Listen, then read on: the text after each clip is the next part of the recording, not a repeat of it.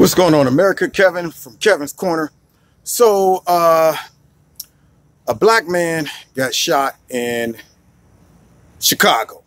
And of course, the go-to is to let's riot and then ask questions later.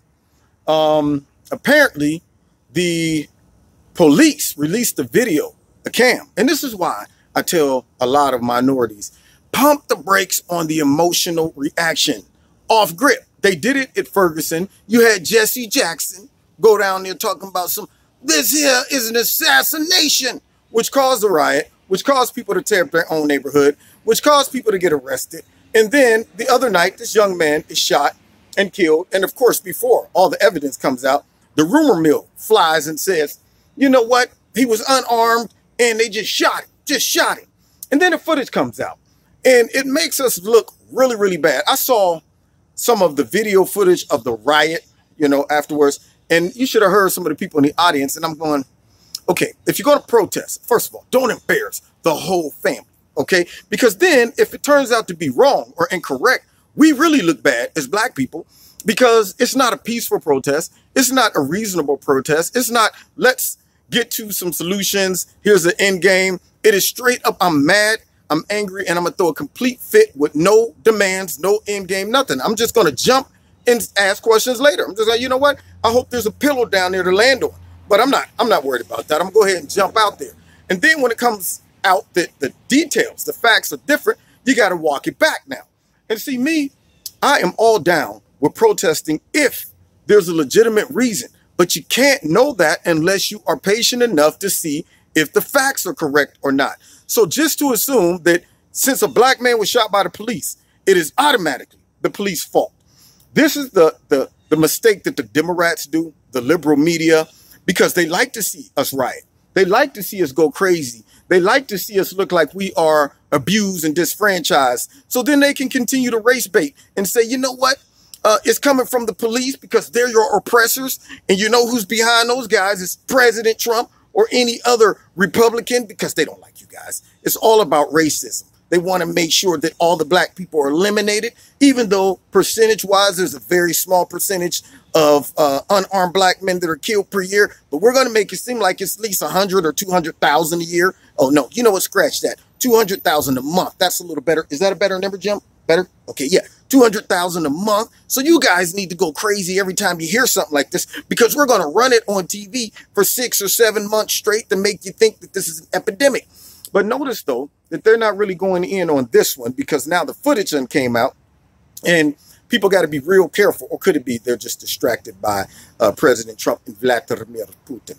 But nonetheless, if this was, say, an election month or year for the presidency, the Democratic president, I'm sure, will be all up in there talking about, I'm here for you guys. I support your riots. I support your tearing up stuff because the police are nasty and dangerous and racist and so on and so forth. And I'm going to support everybody except for authority.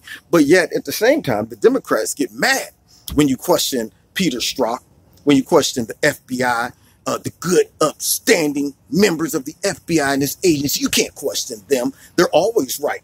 Yeah, but yet in some of these local things that take place, they're quick to throw the police under the bus. Whenever ICE have to arrest somebody, they're quick to deem ICE as Gestapo, all these horrible derogatory names to undermine authority. But yet they will fight to the end for corrupt FBI agents. Yeah, because it fits their narrative.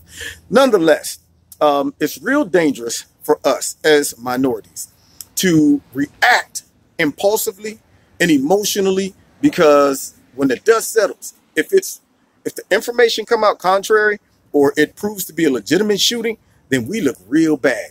And people who are not familiar with, say, minorities, say I'm a white man or Asian man who never had the opportunity to interact with a lot of black people, and I'm watching TV and I hear about something like this, and then next thing you know, I see people on there just tearing up stuff, attacking the police, I probably would develop a lot of negative stereotypes and be like, man, these people, if they don't get their way, they tear up stuff and with no purpose. It ain't even like I'm tearing up stuff because, we're being attacked. It is just, I'm tearing up stuff because I'm mad.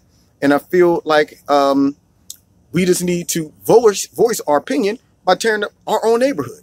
And it just doesn't, it's not a good look. So when you watch the video, you'll see that the young man was approached, and I don't know why, I didn't get into the details of that, but for whatever reason, and regardless of the reason, if you know you have a weapon on you, now I'm licensed to carry, I carry my weapon most of the time.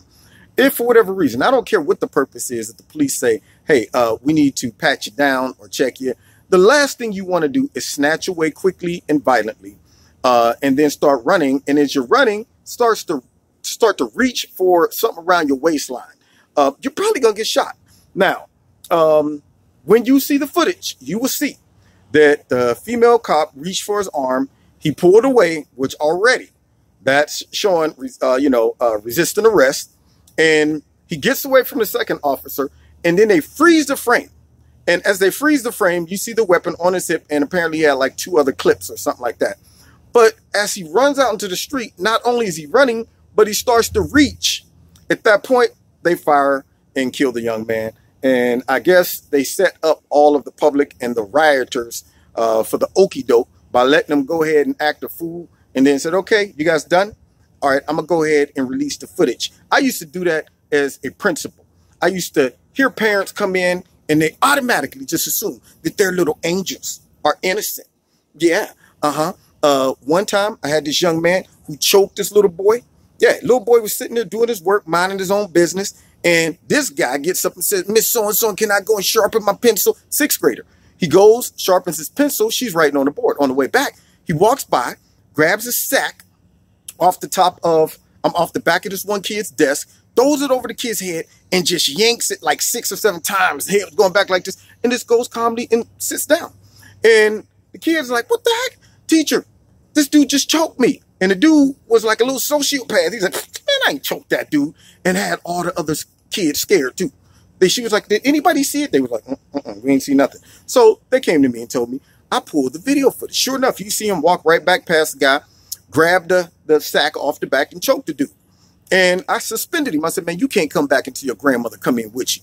So his grandmother comes in, and without even knowing any of the facts, why you do this to my son? Why my grandson gets suspended? Blah, blah, blah, blah, blah. And I'm sitting here and I'm letting her go all out. Are you finished, ma'am? Yeah, I'm finished. And this is some bull crap. Y'all need to do something. I said, okay, I'm going to show you something. And I turned on the tape. She watched the tape, and all she could do was just drop her head like, oh. She made a complete of herself. But the funny part about it, I have to give it to the little young man in the 6th grade.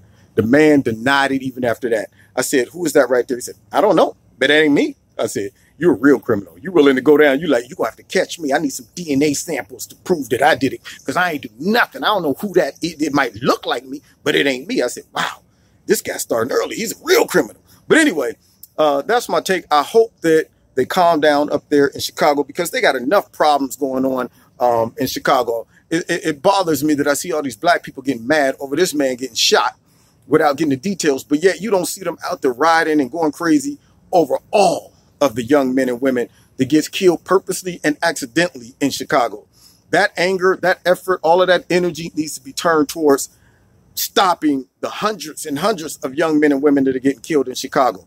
So it's unfortunate that it happened. It looked like a legitimate kill. We'll see as more facts come out. But what we shouldn't do is jump the gun. All right. You don't want the double fire like in track. You already know when you hear that double shot, you're like, ooh, I'm about to be eliminated. Anyway, God bless you. Find me on Facebook, Twitter. Check me out also Wednesday night, 7:30 on my radio channel? Yeah, my online radio channel. And also, if you want to donate to Kevin's Corner, there's links in the bottom to do so. God bless.